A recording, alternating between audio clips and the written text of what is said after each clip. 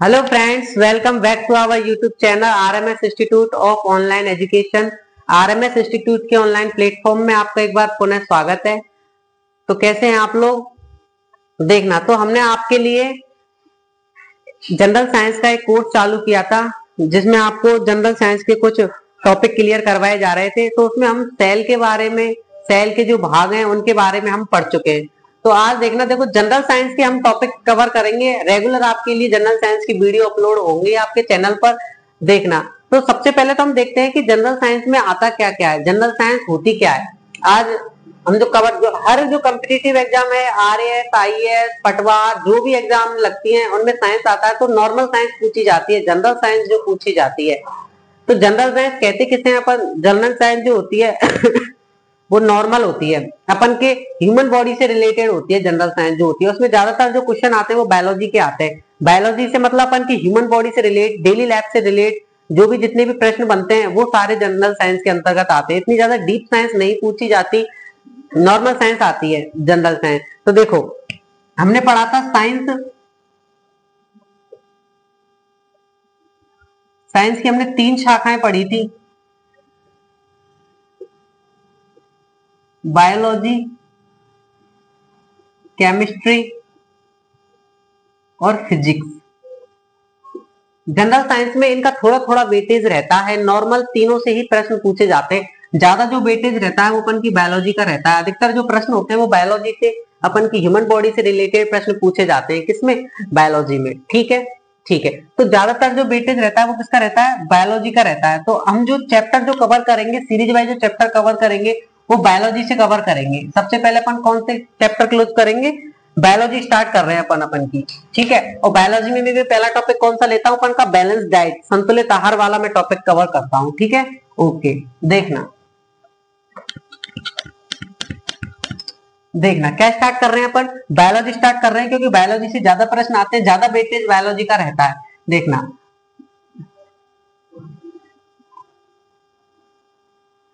बात करूं मैं बायोलॉजी की। बायोलॉजी जो होता है अपन का 2 शब्दों से मिलकर के बना होता है, बायो प्लस लोगोस। बायोलॉजी जो शब्द है वो 2 शब्दों से मिलकर के बना होता है, बायो प्लस लोगोस। जहां पर बायो का अर्थ जो होता है वो जीव की लाइफ, लाइफ, और लोगोस का जो अर्थ होता है वो होता है स्टडी। लोगोस का जो अर्थ होता है वो स्टडी होता है। यानी कि बायोलॉजी में किसकी अध्ययन किया जाता है? जीवों की स्टडी की जाती है। किसकी अध्ययन की जाती है? जीवों की स्टडी, जीवों की लाइफ की स्टडी जिसके अंतर्गत की जाती है वो अपन की कौन सी शाखा कहलाती है? बायोलॉजी कहलाती है। क्या कहलाती है? बायोलॉजी कहलाती है। जीव जंतुओं की जिंदगी का अध्ययन या लाइफ की स्टडी अपन जिसमें करते हैं वो अपन की क्या कहलाती है? बायोलॉजी कहलाती है। क्या कहलाती है? बायोलॉजी कहलाती है। यदि मैं बात करूं फादर ऑफ बायोलॉजी, अपन के बायोलॉजी के पिता कौन है? फादर ऑफ बायोलॉजी कई बार एग्जाम में पूछा गया है, रीट 2011 में एग्जाम ये प्रश्न आया हुआ है कि फादर ऑफ बायोलॉजी कौन है। एग्जाम्पल में दिए हुए थे, आपको उदाहरणों में दिए हुए थे, ऑप्शन में दिए हुए थे। पहला ऑप्शन दिया था जैसे अरस्तु दे दिया, हिप्पोकैम्पस दे दिया, थियोफेस्टस दे दिया। तो इसकी फादर ऑफ बायोलॉजी अपन के कौन है? तो उत्तर अपन का क्या हो जाएगा? अरस्तु। उत्तर क्या हो जाएगा अपन का? अरस्तु। रीट 2011 में आया हुआ प्रश्न है ये कि फादर ऑफ बायोलॉजी किन्हें कहा जाता है, या जीव विज्ञान के पितामह किन्हें कहा जाता है, जीव विज्ञान के जनक किन्हें कहा जाता है। तो फादर ऑफ बायोलॉजी कौन है मेरे बेटा? अरस्तु। फादर ऑफ बायोलॉजी कौन है? अरस्तु। बायोलॉजी में भी 2 शाखाएं आती हैं। बायोलॉजी के भी यदि मैं डिवाइडेशन करूं तो बायोलॉजी भी मेरी कितनी भागों से मिलकर के बनता है? 2 भागों से मिलकर के बनता है। बायोलॉजी में भी मेरी 2 शाखाएं आ जाती हैं। बायोलॉजी में मेरी क्या शाखा आ जाती है? 2 शाखा आ जाती है। एक आ जाती है मेरी इसमें जूलॉजी और एक इसमें आ जाती है मेरी बॉटनी। एक मेरी आ जाती है इसमें बॉटनी। एक शाखा आ जाती है मेरी जूलॉजी, एक शाखा आ जाती है मेरी बॉटनी। जू का अर्थ होता है जीव जंतु, यानी कि जिसमें जीव, लॉजी का अर्थ स्टडी, जिसमें जीव जंतु की स्टडी की जाती है। जिसमें किसकी स्टडी की जाती है? जीव जंतु की स्टडी की जाती है। वो मेरी क्या कहलाती है? जूलॉजी की कहलाती है। वो क्या कहलाती है? जूलॉजी कहलाती है। जीव जंतुओं की स्टडी क्या की जाएगी? वो क्या कहलाएगी मेरे बेटा? जूलॉजी कहला जाएगी। बॉटनी, बॉटनी को अपन कहते हैं वनस्पति विज्ञान। बॉटनी को क्या कहते हैं बेटा? वनस्पति विज्ञान। बॉटनी को क्या कहा जाता है? बॉटनी को कहा जाता है वनस्पति विज्ञान। तो जिसमें वनस्पतियों का अध्ययन किया जाएगा, जिसमें पेड़ पौधों का अध्ययन किया जाएगा, वो अपन की क्या कहलाएगी? बॉटनी कहलाएगी। जिसमें किसका अध्ययन किया जाएगा? वनस्पतियों का अध्ययन किया जाएगा, पेड़ पौधों का अध्ययन किया जाएगा, वो मेरी क्या कहलाएगी, वो मेरी बॉटनी कहलाएगी। अब दोनों से इंपॉर्टेंट प्रश्न क्या बनता है, दोनों के पितामह पूछ ले जाते हैं कि फादर ऑफ जूलॉजी कौन है और फादर ऑफ बॉटनी कौन है। तो अपन यदि जूलॉजी के पिताजी की बात करते हैं, जूलॉजी के जनक की बात करते हैं, तो वही जिन्होंने बायोलॉजी की खोज की है उन्होंने ही किसकी खोज की है, जूलॉजी की। अरस्तु नामक वैज्ञानिक को ही जूलॉजी का जनक कहा जाता है। बट बॉटनी के जो जनक हैं वो अलग हैं और इंपॉर्टेंट भी है। बॉटनी की जो खोज की है, बॉटनी के पिताजी जिनको कहा जाता है वो है थियोफेस्टस।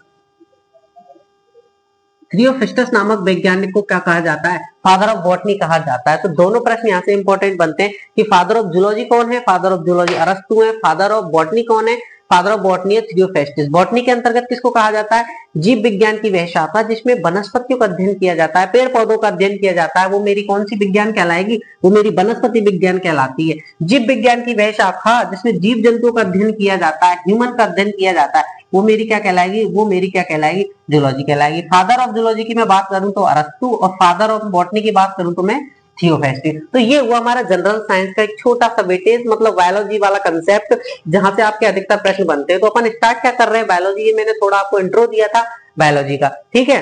ओके ओके, देखो अब मैं स्टार्ट कर रहा हूं बायोलॉजी। और बायोलॉजी में भी कौन सा चैप्टर, बैलेंस डाइट।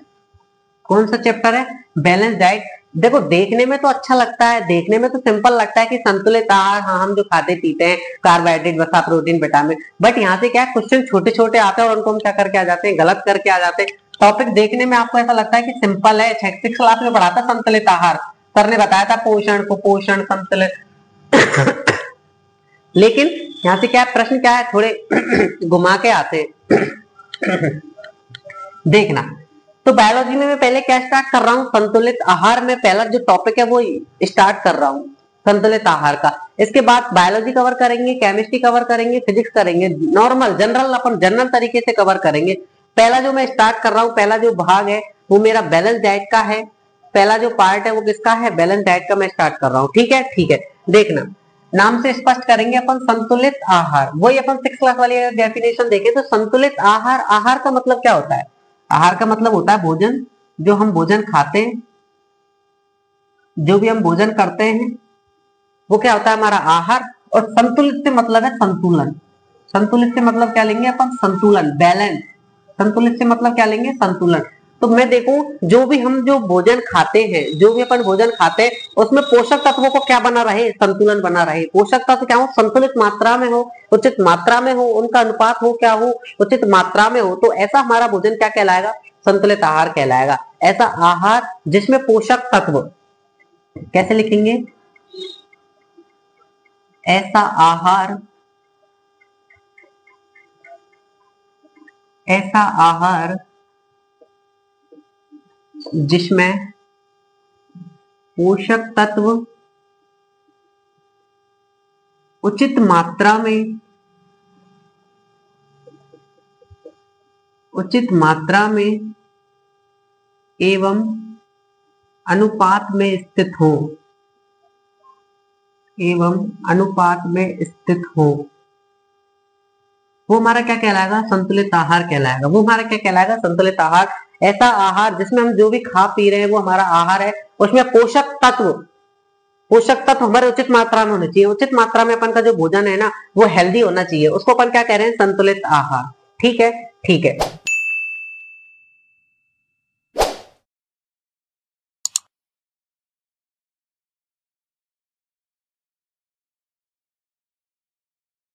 देखो अब जो अपन संतुलित आहार करते हैं, संतुलित आहार जो खाते हैं उससे अपन को होता क्या क्या है, संतुलित आहार है, देखो संतुलित आहार अपन की बॉडी में क्या फायदे करता है। तो संतुलित आहार से अपन को क्या मिलता है, संतुलित आहार से क्या होता है, अपन के शरीर की ग्रोथ होती है, शरीर का विकास होता है, नहीं होता, हाँ शरीर का विकास होता है। यदि हम संतुलित आहार खाएंगे तो हेल्दी रहेंगे, तो रोग नहीं होंगे, तो रोगों से रक्षा करता है संतुलित आहार। रोगों से क्या करता है, रक्षा करता है। और एक मेन पॉइंट, हमको हमारे शरीर को एनर्जी प्रदान करता है, शरीर को क्या प्रदान करता है, ऊर्जा प्रदान करता है। शरीर को क्या प्रदान करता है, शरीर को ऊर्जा प्रदान करता है हमारा क्या, बैलेंस डाइट। जो संतुलित आहार है वो क्या प्रदान करेगा, हमारे शरीर को क्या प्रदान करेगा, ऊर्जा प्रदान करता है।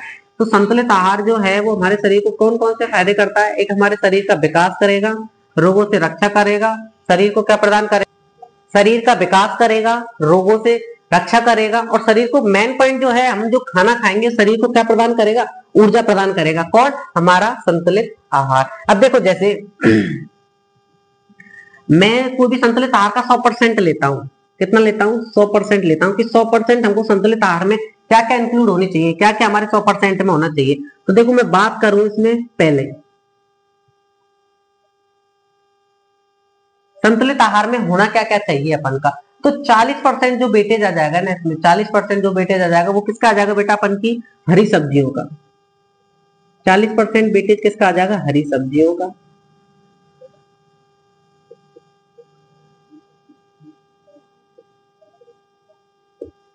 Okay okay. 10% जो, सॉरी, 40% हरी सब्जियों का आ जाएगा, 25% जो आ जाएगा अपन का वो आ जाएगा अनाजों का, जो भी अपन अनाज खाते हैं, गेहूं, चावल, मक्का, बाजरा, अनाजों का 25%। 25% जो आ जाएगा वो आ जाएगा अपन का किसका? प्रोटीन से रिलेटेड, जैसे दूध, दही, मांस, मछली, अंडे वगैरह। तो इस तरीके से तो 25% वेटेज जो आ जाएगा वो किसका आ जाएगा? दूध, मांस, मछली, इस तरीके से। ठीक है। बाकी के 10% में अपन संतुलित आहार में क्या ऐड कर सकते हैं? बाकी के 10% में अपन फल ऐड कर सकते हैं, जो भी अपन फल खाएं उसमें। तो 100% में प्रॉपर तरीके से वेटेज लेके चलता हूं, तो उसमें 40% में किसको मान के चलूं कि 40% हरी सब्जियां मेरे बैलेंस डाइट में शामिल होनी चाहिए। संतुलित आहार में 40% क्या शामिल होनी चाहिए? हरी सब्जियां शामिल होनी चाहिए। बाकी के 25% क्या होने चाहिए? अनाज शामिल होने चाहिए। बाकी के 25% क्या होना चाहिए? दूध, दही, मांस, अंडा, जो भी हम जो अच्छी चीज हमारे लिए सुटेबल हो वो चीज शामिल होनी चाहिए। 10% हमारे फल होने चाहिए। इससे हमको क्या मिलेंगे? प्रॉपर मात्रा में क्या मिलेंगे? पोषक तत्व मिलेंगे। पोषक तत्व मिलेंगे तो हमारा शरीर हेल्दी रहेगा, तो वो एक तरीके से हमारा कैसा भोजन होगा? संतुलित होगा, बैलेंस होगा। हमारा जो संतुलित क्या होगा? आहार होगा वो एक तरीके से। तो 100% में वेटेज में ये आ जाते हैं। ठीक है, ठीक है। अब मैं बात करूं फूड कंपोनेंट कौन कौन से, मतलब हम खा तो भोजन रहे हैं, तो ऐसे कौन कौन से पोषक तत्व हैं, कौन कौन से घटक हैं जो हमारे शरीर को ऊर्जा प्रदान कर रहे हैं, क्या क्या प्रदान कर रहे हैं वो देखिए। बात करूं मैं फूड कंपोनेंट्स की, यानी कि जो पोषक तत्व हैं, कौन कौन से पोषक तत्व हैं अपन के, कौन कौन से भोजन के घटक हैं।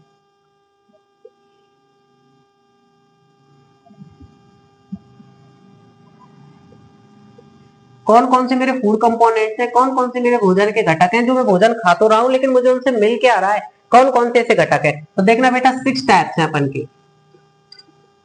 6 टाइप के क्या है घटक अपन की बॉडी को मिलते हैं जब अपन कोई हेल्दी भोजन करते हैं, बैलेंस डाइट को अपन फॉलो करते हैं। तो देखना अब वो 6 कौन कौन से हैं।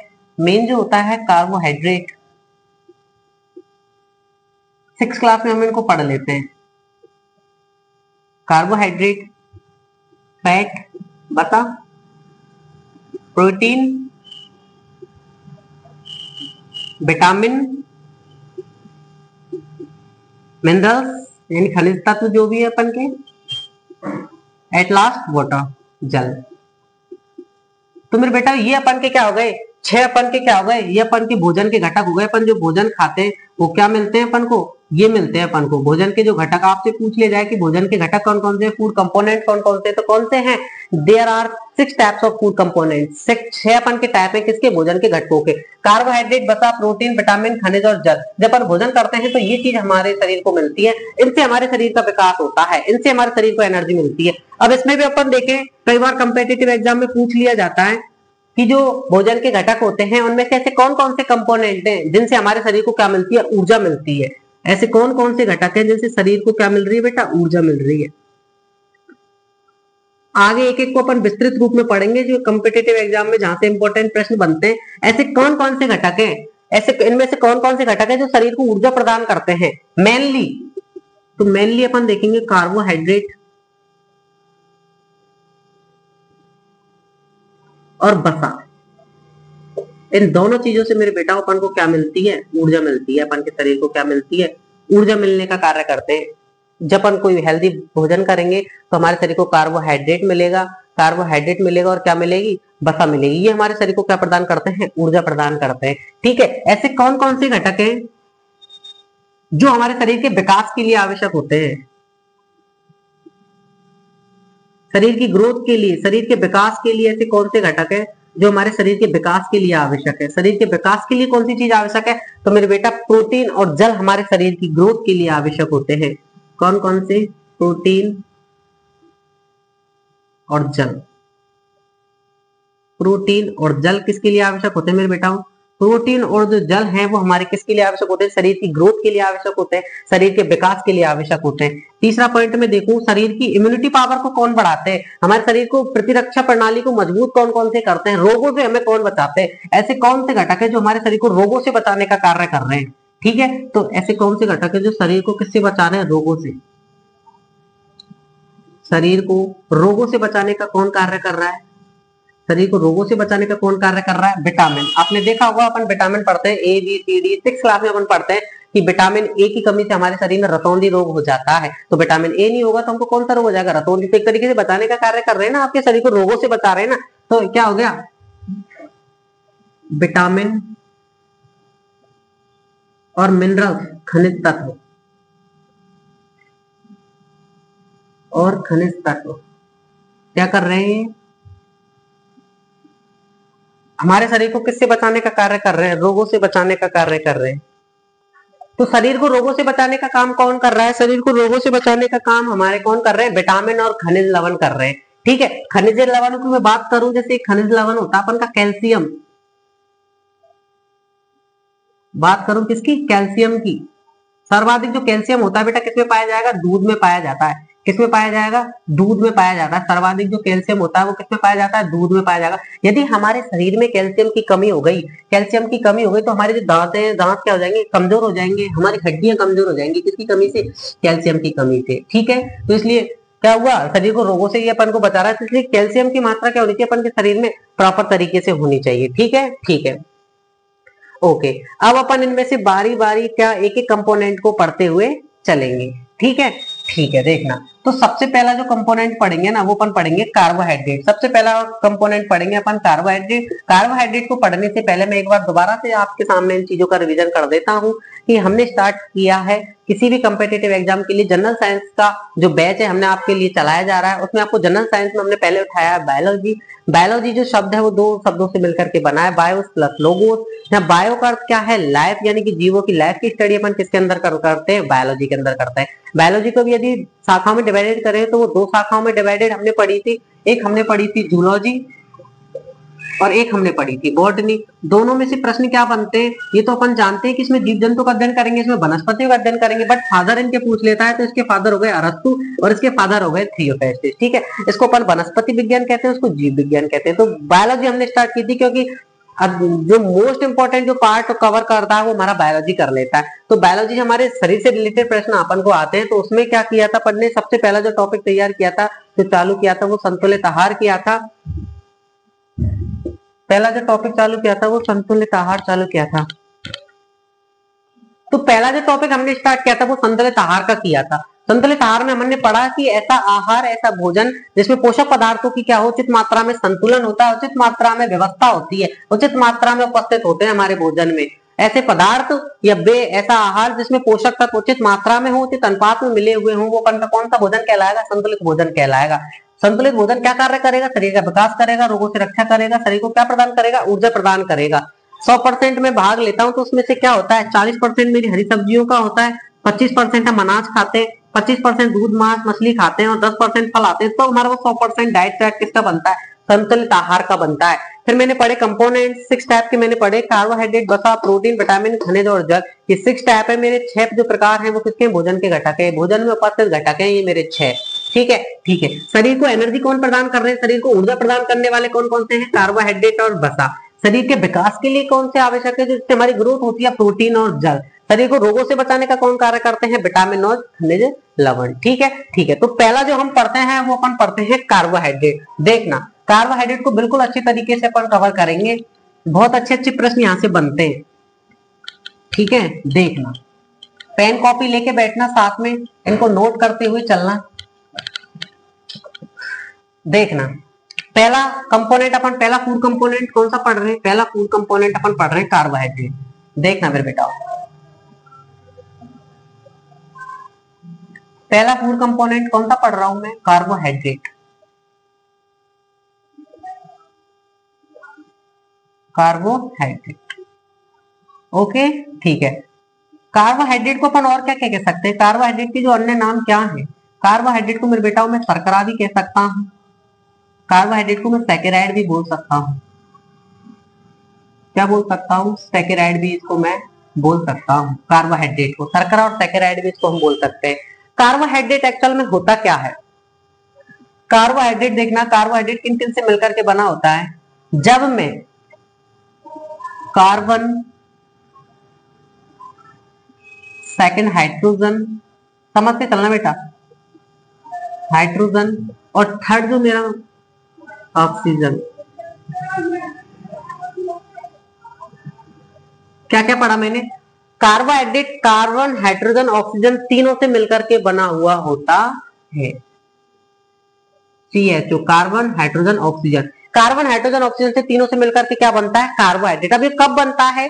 जब कार्बन, हाइड्रोजन, ऑक्सीजन को 1:2:1 में मिला दिया जाता है, तो मेरे बनने वाला जो पदार्थ होगा वो कौन सा होगा? कार्बोहाइड्रेट होगा। तो मैं ये कह सकता हूं सर कि जब कार्बन, हाइड्रोजन, ऑक्सीजन को 1:2:1 के रूप में मिला दिया जाता है तो बनने वाला मेरा फूड कंपोनेंट कौन सा है? कार्बोहाइड्रेट है। कौन सा है? कार्बोहाइड्रेट है। अब मैंने आपको पहले भी बताया था कार्बोहाइड्रेट अपने शरीर में मेन वर्क क्या करता है? ये हमारे शरीर को ऊर्जा प्रदान करता है। मेनली हमारे शरीर को क्या प्रदान करता है? ऊर्जा प्रदान करता है। शरीर को क्या प्रदान करता है? ऊर्जा। आपसे 1 नंबर में पूछ लिया जाए कि शरीर को ऊर्जा प्रदान करने का कार्य कौन करता है? मेन जो वर्क जो होता है फूड कंपोनेंट में वो कौन सा है? कार्बोहाइड्रेट का। लगभग 55 से 60% जो अपन के शरीर को एनर्जी मिलती है, 55% से 60 या 65 अपन कह सकते हैं, 65%, 55 से 65% जो ऊर्जा की जो आपूर्ति होती है अपन के बॉडी की, वो किससे होती है? कार्बोहाइड्रेट से होती है। तभी तो हम डेली रोटियां खाते हैं, गेहूं, तो उसमें क्या पाया जाता है? कार्बोहाइड्रेट पाया जाता है। तो मेनली जो 55 से 65% की जो ऊर्जा की आपूर्ति होती है वो हमारे शरीर को किससे होती है बेटा? कार्बोहाइड्रेट से होती है। देखना, अब भोजन में हम जब ऊर्जा की बात करते हैं, भोजन में हम जब ऊर्जा की बात करते हैं ना, तो भोजन में ऊर्जा का मात्रक हम जो लेते हैं वो कैलोरी लेते हैं। भोजन में जो ऊर्जा का जो मात्रक लेते हैं ना बेटा, एनर्जी का जो मात्रक हम लेते हैं वो किसको लेते हैं? कैलोरी को लेते हैं। किसको लेते हैं? कैलोरी। हमें जो इन फूड कंपोनेंट से जो एनर्जी मिलती है ना वो कैलोरी के रूप में मिलती है। अब बात करें सर इससे कार्बोहाइड्रेट से कितनी मिलती है? देखो, काफी सारी किताबों में 4 किलो कैलोरी दे रखी है, काफी सारी में 4.2 किलो कैलोरी दे रखी है। आपको जो ऑप्शन में सही मिले वो आपको ठीक कर देना। मेनली जो कार्बोहाइड्रेट से जो अपन को ऊर्जा मिलती है, हमारी बॉडी को जो ऊर्जा मिलती है वो 4 किलो कैलोरी मिलती है। कितनी मिलती है? 4 किलो कैलोरी। कितनी मिल रही है मेरे बेटाओं? 4 किलो कैलोरी ऊर्जा जो मिल रही है कार्बोहाइड्रेट से मिल रही है हमारी बॉडी को, 4 किलो कैलोरी। अब ये कितनी मात्रा से मिल रही है? 1 ग्राम कार्बोहाइड्रेट से। कितनी? 1 ग्राम कार्बोहाइड्रेट से। अब देखो आप, 1 ग्राम कार्बोहाइड्रेट हमारी बॉडी में जाएगा ना तो उससे हमको 4 किलो कैलोरी ऊर्जा मिलेगी। कितनी? 4 किलो कैलोरी ऊर्जा मिलेगी। अब हम जब एडल्ट है, जो व्यस्क मनुष्य है, उसको कितनी ऊर्जा चाहिए? कितनी कैलोरी चाहिए? कितनी ऊर्जा चाहिए? तो लगभग उसको बेटा 7 से 9 ग्राम कार्बोहाइड्रेट पर डे चाहिए उसको। 7 से 9 ग्राम, 7 से 9 ग्राम क्या चाहिए उसको? डेली का वो चाहिए कार्बोहाइड्रेट। तब उसको जाकर के एक से कितनी एनर्जी मिलेगी? उसको 4 किलो कैलोरी मिलेगी। तो उसको कितने की आवश्यकता है पर डे? 7 से 9 ग्राम की। यदि हम इसको कैलोरीज में कन्वर्ट करें तो 7 चौका 28। 1 ग्राम से कितनी मिल रही है? 4 किलो। तो 7 ग्राम से कितनी मिलेगी? 2800। एक साधारण व्यक्ति को, पर डे व्यक्ति को 2800 किलो कैलोरी, 2800 किलो कैलोरी ऊर्जा की आवश्यकता होती है पर डे।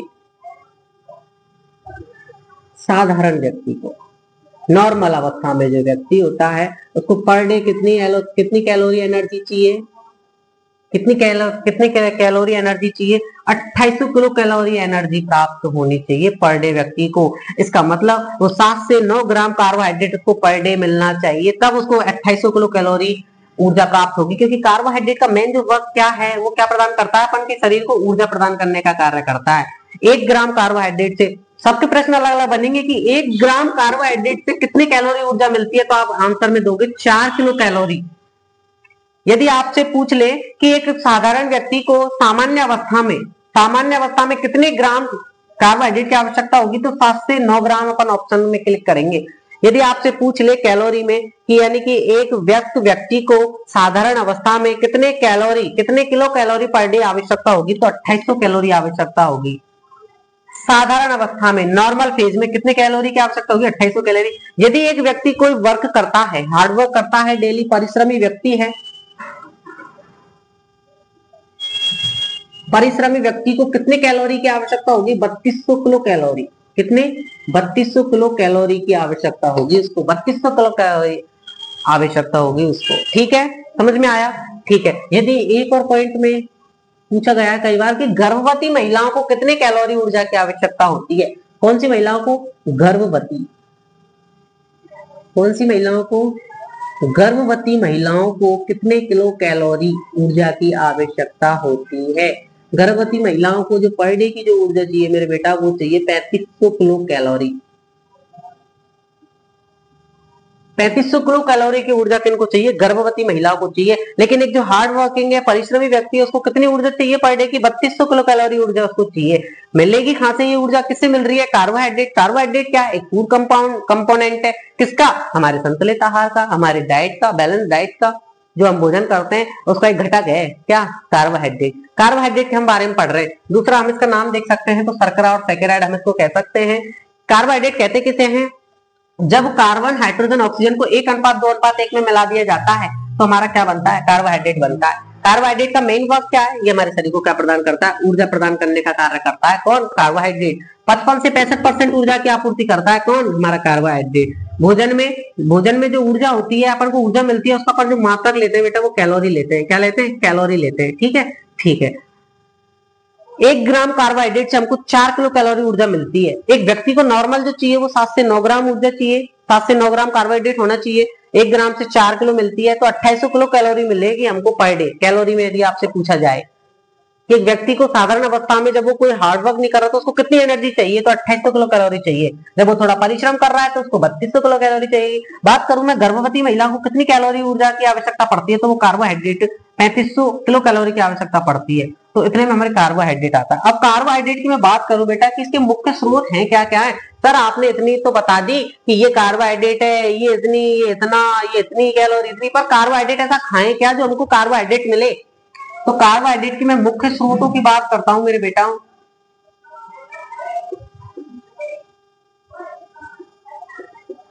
अनाज, जितने भी अपन के अनाज आते हैं उन सब में कार्बोहाइड्रेट होता है। अनाज, गेहूं, बाजरा, मक्का, ज्वार, सब में बेटा क्या होता है, सब में क्या होता है,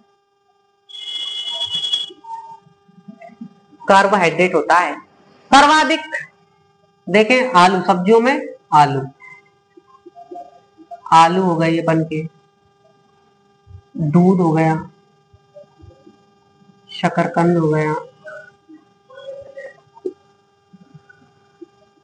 अमरूद हो गया,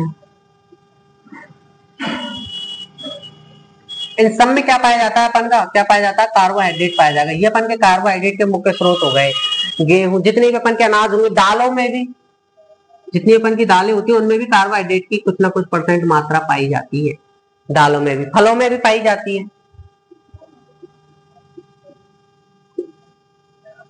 आई बात समझ में? तो ऐसा हमको क्या खाना चाहिए जिससे हमको कार्बोहाइड्रेट मिले। कार्बोहाइड्रेट, हम अनाज, जितने भी अनाज खाएंगे हमारे शरीर को क्या मिलेगा बेटा, कार्बोहाइड्रेट मिलेगा। आलू, दूध, शकरकंद, अमरूद, दालें, फल, इन सब में क्या पाई जाती है अपन की बेटा, कार्बोहाइड्रेट पाई जाती है। ठीक है, ठीक है। बात करूं मैं किसकी, कि सब्जियों में सर्वाधिक कार्बोहाइड्रेट की मात्रा किसमें पाई जाती है, तो मेरे बेटा सब्जियों में सर्वाधिक पाई जाएगी, आलू में। सर जी बात करूं मैं किसकी, फलन की बात करूं तो, फलों की बात करूं तो बेटा केला में सर्वाधिक स्टार्च पाया जाएगा, ओ सॉरी कार्बोहाइड्रेट पाया जाएगा। Okay okay. बात करूं सर पीने वाले पदार्थों में, बताना पेय पदार्थों की यदि मैं बात करता हूं तो पेय पदार्थों में जो होगी वो किसकी होगी, दूध में। अनाज की बात करूं तो बेटा मक्का, ज्वार, इनमें सर्वाधिक मात्रा किसकी होती है, कार्बोहाइड्रेट की होती है। ठीक है, तो ये बात हुई मेरी किसकी, कार्बोहाइड्रेट की। सब्जियों में सर्वाधिक, आलू, पूछ लिया जाता है कि सब्जियों में सर्वाधिक कार्बोहाइड्रेट की मात्रा कौन सी सब्जी में पाई जाती है, ऑप्शन क्या होगा, आलू। फलों में बात कर दें, क्या ऑप्शन होगा, केला। यदि मैं पेय पदार्थों की मैं बात कर दूं तो क्या हो जाएगा मेरे बेटा, दूध हो जाएगा। क्या हो जाएगा, दूध। Is that clear? ठीक है, अब देखो ये हो गया। अब बेटा मेरी बात सुनना, अपन पढ़ रहे हैं कार्बोहाइड्रेट के प्रकार। देखना, कार्बोहाइड्रेट का क्लासिफिकेशन पढ़ रहे हैं। कार्बोहाइड्रेट कितने टाइप्स के होते हैं, कार्बोहाइड्रेट का वर्गीकरण।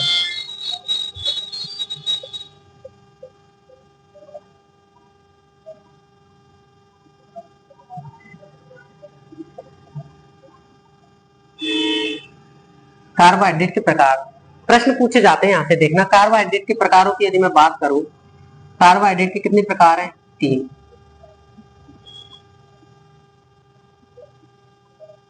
कार्बोहाइड्रेट के कितने प्रकार हैं, 3 प्रकार हैं कार्बोहाइड्रेट के। मैंने आपसे पहले शुरू में एक पॉइंट कहा था कि कार्बोहाइड्रेट को शर्करा भी कहते हैं और सैकेराइड भी कहते हैं, तो उससे रिलेट करेंगे अपन। कार्बोहाइड्रेट के 3 प्रकार हैं। पहला प्रकार है वो कौन सा है मेरा, मोनोसैकेराइड। पहला जो मेरा प्रकार है वो कौन सा है, मोनोसैकेराइड।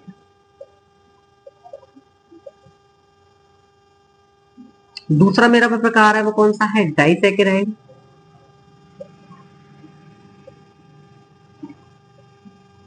और तीसरा मेरा जो प्रकार है वो है पॉलीसैकेराइड। तीसरा मेरा जो प्रकार है वो क्या है, polysaccharide. There are 3 types of carbohydrate. इनके बारे में अब अपन पढ़ते हैं। कार्बोहाइड्रेट के प्रकार कितने हुए, मोनोसैकेराइड, डाइसैकेराइड, पॉलीसैकेराइड। इनकी मैं परिभाषा आपको बता दूं नॉर्मली कि मोनोसैकेराइड को अपन सरल शर्करा के नाम से भी जाना जाता है। तो कौन सी शर्करा के नाम से जानते हैं, सरल शर्करा होती है। ये कार्बन के ओनली कितने अणुओं से मिलकर के बनी होगी, ये कार्बन के एक अणु से मिलकर के बनी होगी। कितने अणु से मिलकर के बनी होगी, एक अणु से मिलकर के बनी हुई जो वो होती है कार्बोहाइड्रेट होता है, उसको क्या कहते हैं अपन, मोनोसैकेराइड कहते हैं। बात करूं मैं डाइसैकेराइड की, तो दो मोनोसैकेराइड आपस में मिलकर के किसका निर्माण करेंगे मेरे बेटा, डाइसैकेराइड का निर्माण करेंगे। दो मोनोसैकेराइड मिलकर के किसका निर्माण करेंगे मेरा, डाइसैकेराइड का निर्माण करेंगे। दो मोनोसैकेराइड आपस में, दो मोनोसैकेराइड, अब आगे बात करेंगे कौन कौन से मोनोसैकेराइड है। तो दो मोनोसैकेराइड आपस में मिलेंगे ना, तो वो किसका निर्माण करेंगे, डाइसैकेराइड का निर्माण करेंगे। दो या दो से अधिक मोनोसैकेराइड मिलेंगे तो वो किसका निर्माण करेंगे, वो पॉलीसैकेराइड का निर्माण करेंगे। दो से अधिक मोनोसैकेराइड जब मेरे मिलेंगे तो वो किसका निर्माण करेंगे, पॉलीसैकेराइड का निर्माण करेंगे। ठीक है बेटा, ठीक है। अब देखो इनको अपन विस्तृत रूप में इनको अपन पढ़ते हैं कि क्या क्या अपन के पॉलीसैकेराइड है, कौन कौन से अपन के मोनोसैकेराइड। देखना, कौन कौन से हमारे मोनोसैकेराइड है, कौन कौन से हमारे डाइसैकेराइड है, कौन कौन से हमारे पॉलीसैकेराइड है, इनके बारे में विस्तृत अध्ययन करते हैं और ये हमारा कार्बोहाइड्रेट वाला चैप्टर क्लियर हो जाएगा। ठीक है, देखना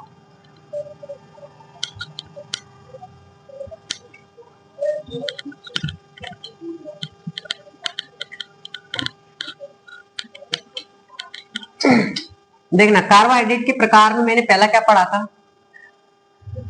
पहला मैंने पढ़ा था मोनोसैकेराइड।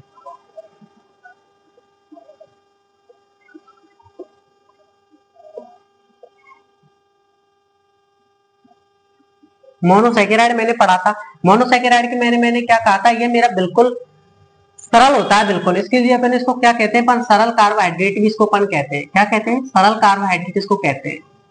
एक कार्बन परमाणु से मिलकर के बना होता है, इसलिए इसको अपन क्या कहते हैं, सरल कार्बोहाइड्रेट कहते हैं। कितने परमाणु से मिलकर के बना होता है, एक कार्बन परमाणु से मिलकर के बना हुआ होता है। एक कार्बन परमाणु से मिलकर के बना हुआ होता है, इसको अपन क्या कहते हैं, मोनोसैकेराइड कहते हैं अपन। ठीक है, अब कौन कौन से हैं मोनोसैकेराइड, एग्जांपल की मैं यदि बात करूं मेरे बेटा, ग्लूकोज, ओके सर। सेकंड में बात करूं फ्रक्टोज, एट थर्ड में बात करूं गैलेक्टोज।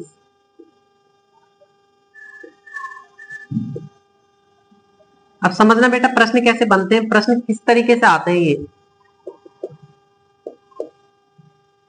आपसे पूछ लिया जाए कि फ्रक्टोज एक किस प्रकार का पॉलीसैकेराइड, वो किस प्रकार का वो है कार्बोहाइड्रेट। ऑप्शन में दे दिया जाए मोनोसैकेराइड, पॉलीसैकेराइड, डाइसैकेराइड, ट्राइसैकेराइड। ऑप्शन में आपका क्या होगा, मोनोसैकेराइड, क्योंकि कार्बन के कितने अणु से मिलकर के बनता है, ओनली एक अणु से मिलकर के बनते हैं, इसलिए अपन इनको क्या कहते हैं, मोनोसैकेराइड कहते हैं। बात करूं मैं यदि ग्लूकोज की, यदि मैं बात करूं तो इसका मैं केमिकल फॉर्मूला देखूं तो अपन सब जानते हैं C6H12O6 इसका होता है। केमिकल फॉर्मूला अपन देखें, ग्लूकोज, ग्लूकोज क्या होता है, ग्लूकोज एक प्रकार का क्या है, मोनोसेकेराइड है। ग्लूकोज अपन को क्या कहते हैं, ग्लूकोज शरीर को क्या प्रदान करता है, ऊर्जा प्रदान करता है। और ऊर्जा कैसी, इंस्टेंट एनर्जी प्राप्त करता है अपन को, तुरंत ऊर्जा देने का कार्य कौन करता है, ग्लूकोज प्रदान करता है अपन को तुरंत ऊर्जा। इसलिए ग्लूकोज को अपन के शरीर का ईंधन भी कहा जाता है। ग्लूकोज को अपन के शरीर का क्या कहा जाता है, ईंधन कहा जाता है, क्योंकि यह हमारे शरीर को क्या प्रदान करता है, तुरंत एनर्जी प्रदान करता है। हमने ग्लूकोज पिया, ग्लूकोज लिया, तुरंत हमारे शरीर को इंस्टेंट एनर्जी मिलती है। तो ग्लूकोज क्या प्रदान करता है, शरीर को तुरंत एनर्जी प्रदान करने का कार्य करता है। इसलिए इसको हमारे शरीर का क्या कहते हैं, शरीर का ईंधन कहते हैं। किसको, ग्लूकोज को। ठीक है, आपने देखा होगा जो क्रिकेटर होते हैं या धावक जो होते हैं, दौड़ने वाले होते हैं, वो अपने कामों को करने से पहले किसका प्रयोग करते हैं, ग्लूकोज खाते हैं वो, जिससे उनको क्या मिले, तुरंत एनर्जी मिले, क्रिकेटर को और किसको, धावकों को। ठीक है, ग्लूकोज आई बात समझ में। ग्लूकोज क्या होता है, एक तरह का क्या है, मोनोसेकेराइड है। केमिकल फॉर्मूला C6H12O6, शरीर का क्या कहते हैं, ईंधन कहते हैं। क्रिकेट धावक दौड़ने या खेलने से पूर्व किसका प्रयोग करते हैं, ग्लूकोज का प्रयोग करते हैं। फ्रक्टोज में बात करूं तो फ्रक्टोज भी मेरी एक तरह का क्या है, मोनोसेकेराइड है। क्या है, मोनोसेकेराइड। फ्रक्टोज एक तरह की मीठी शर्करा होती है, इसलिए अपन इसको कौन सी शर्करा कहते हैं, शहद शर्करा नाम से भी जाना जाता है। इसको कौन सी शर्करा के नाम से जानते हैं, शहद शर्करा के नाम से जानते हैं। किसको, फ्रक्टोज को। कौन सी शर्करा के नाम से जानते हैं, शहद शर्करा के नाम से जानते हैं। प्रकृति में पाई जाने वाली एकमात्र मीठी शर्करा है ये, प्रकृति में पाई जाने वाली, प्राकृतिक रूप से पाई जाने वाली क्या है, एकमात्र मीठी शर्करा है ये। कौन सी, मेरी फ्रक्टोज। इसलिए इसको क्या नाम जाना जाता है, शहद शर्करा के नाम से इसको जाना जाता है, मीठी शर्करा के नाम से जाना जाता है। प्राकृतिक रूप से पाई जाएगी तो बेटा इसको ये फलों में पाई जाती है। ये किस में पाई जाती है, शर्करा फलों में पाई जाती है। किसमें पाई जाती है, फलों को प्राकृतिक रूप से मीठा बनाने का जो कार्य करती है, क्या प्रदान करती है, फलों को जो मीठा बनाने का कार्य करती है। यानी फलों में जो पाई जाने वाली प्राकृतिक जो शर्करा है वो कौन सी है मेरी बेटा, फ्रक्टोज है। पूछ लिया जाए आपसे कि मीठी शर्करा के नाम से किस शर्करा को जाना जाता है, या किस सैकेराइड को जाना जाता है, किस कार्बोहाइड्रेट को जाना जाता है, आंसर में होगा आपका फ्रक्टोज। फलों को मीठा बनाने के लिए, फलों को प्राकृतिक रूप से मीठा बनाने के लिए कौन सा कार्बोहाइड्रेट होता है, कौन सा सैकेराइड होता है, वो होता है फ्रक्टोज। फ्रक्टोज में भी कौन सा, monosaccharide. Is that clear. Galactose की मैं बात कर रही हूँ, अन्य शर्कराओं के रूप में ये पाया जाता है। इसको अपन ब्रेन शर्करा या मस्तिष्क शर्करा के नाम से भी अपन इसको जाना चाहता है। ब्रेन शर्करा या मस्तिष्क शर्करा, ब्रेन शर्करा या मस्तिष्क शर्करा के नाम से किसको जाना जाता है मेरे बेटा, गैलेक्टोज को जाना जाता है। Is that clear. तो ये मेरा क्या हुआ, मोनोसैकेराइड क्लियर हुआ, जो एक कार्बन अणुओं से मिलकर के बनता है। दूसरा यदि मैं बात करूं किसकी, डाई, डाई का मतलब होता है दो, डाइसैकेराइड।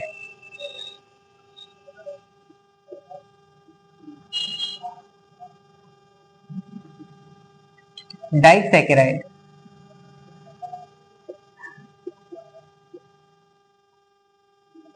सर आपने बताया था कि दो मोनोसैकेराइड मिलकर के, दो मोनोसैकेराइड मिलेंगे, क्या मिलेंगे, दो मोनोसैकेराइड मिलकर के, दो मोनोसैकेराइड मिलकर के किसका निर्माण करेंगे, डाइसैकेराइड का निर्माण करेंगे। दो मोनोसैकेराइड मिलकर के किसका निर्माण करेंगे, डाइसैकेराइड का निर्माण करेंगे। क्या से, अब ऐसे कौन कौन से हैं देखना।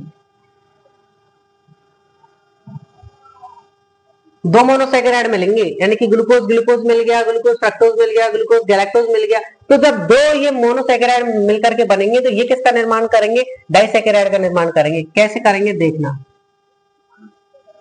ये ग्लूकोज कॉमन रहेगा, ग्लूकोज, ग्लूकोज और ग्लूकोज। एक शर्करा तो मेरा ये हो गई, एक पॉलीसैकेराइड, एक मोनोसैकेराइड ये हो गया। एक मोनोसैकेराइड और लेंगे, ग्लूकोज के साथ में ग्लूकोज को ऐड करना। ओके, ग्लूकोज के साथ में एक कौन सा ऐड कर देता हूं मैं, फ्रक्टोज ऐड कर देता हूं। और एक ग्लूकोज के साथ में कौन सा ऐड कर देता हूं मैं, गैलेक्टोज।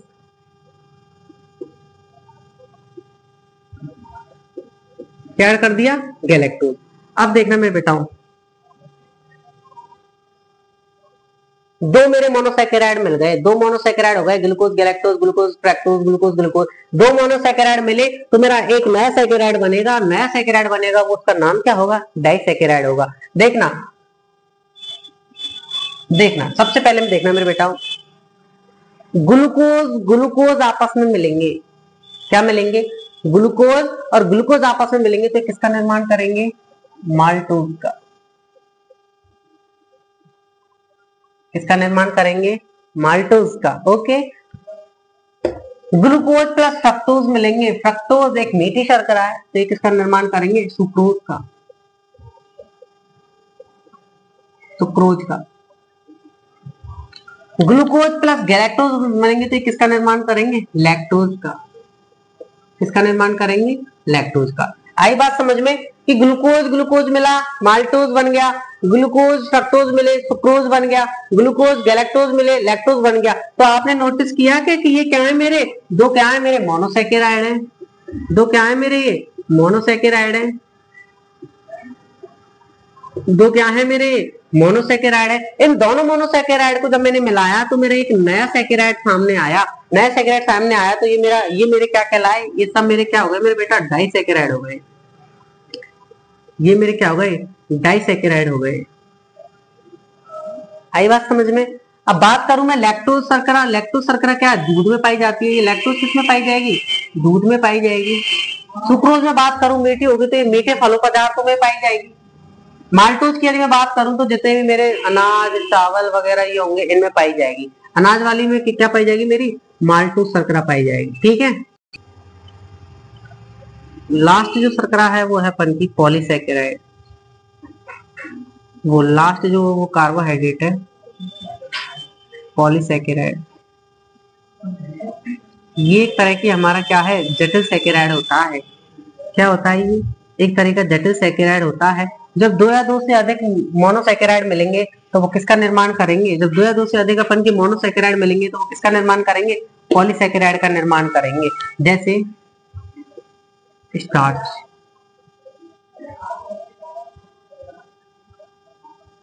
स्टार्च की मैं यदि बात करूं, स्टार्च क्या होता है? वो जो अपन के पेड़ पौधों में पाए जाते हैं। किसमें पाए जाते हैं? पेड़ पौधों में। तो पेड़ पौधों में जो भोजन के रूप में जो संचित रहता है ना, वो कौन सा रहता है मेरा? स्टार्च रहता है। पेड़ पौधों में भोजन के रूप में जो संचित रहता है वो कौन सा रहता है? स्टार्च रहता है। पेड़ पौधों में भोजन के रूप में संचित रहने का कार्य करता है स्टार्च। पेड़ पौधों में भोजन के रूप में संचित रहता है कौन? स्टार्च। बात करूं सेलुलोज की।